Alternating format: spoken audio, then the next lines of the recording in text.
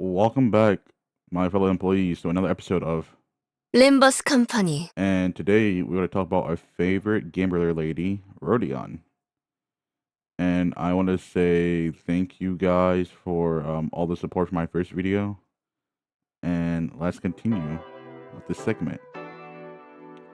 We all know someone like her, the life of the group. Always laughing, always bright, but sometimes that smile isn't joy, it's survival.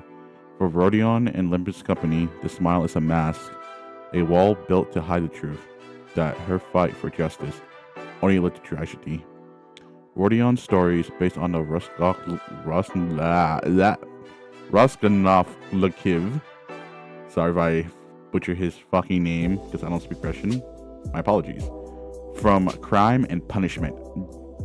It dives deep into what it means to try and to do good in a world that crushes you from everything.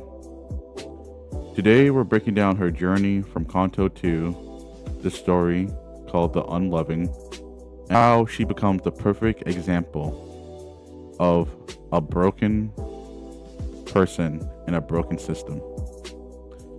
Because of Rodion's story, it isn't about guilt or failure. It's about something far more human. What happens when you realize your best intentions can't save the world. Rodion comes off as a loud, friendly, full of energy type of person who makes the room brighter.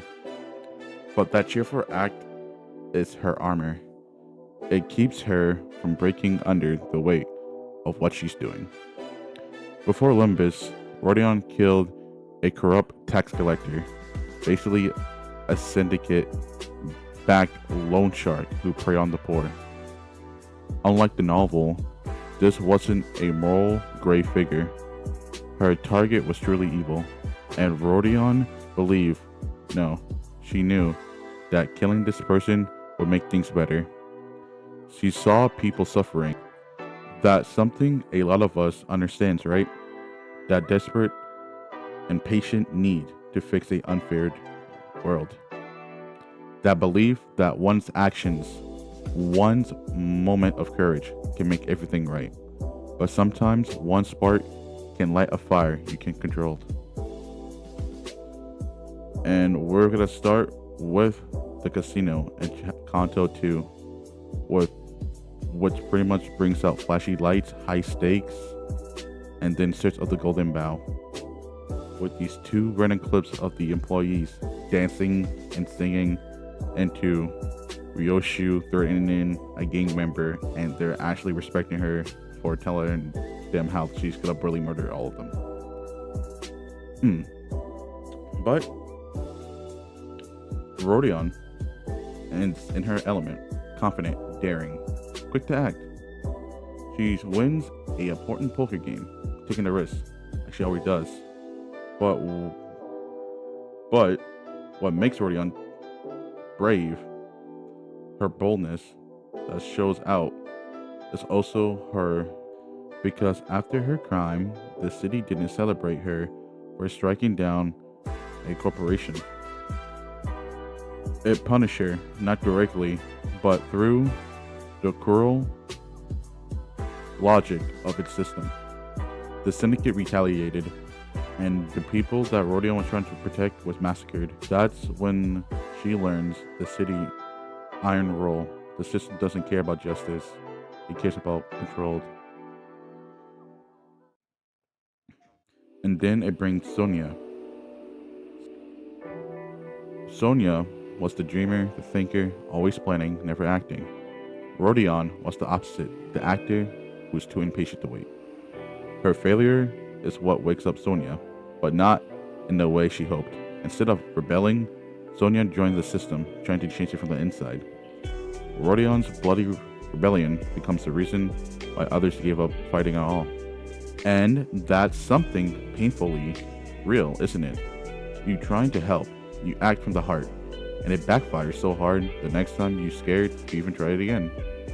That's how the world kills idealism. Not through violence, but through consequences. And Rodion's side story, Time Killing Time, She faces the Time Ripper, a man who steals the time to try and fix a broken world. He's just like her younger self, full of passion, willing to wait, desperate to make a difference. But now Rodion works for Limbus Company, the very kind of organization that keeps the city gears turning. She no longer is a revolutionary, she's part of the system. When she stops the time killer, she isn't saving anyone. She silenced a version of who she used to be. And that's what breaks her.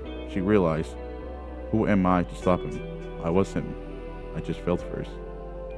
It's a brittle kind of self-awareness, seeing your younger self, idealistic self, and realizing you've become what you once hated.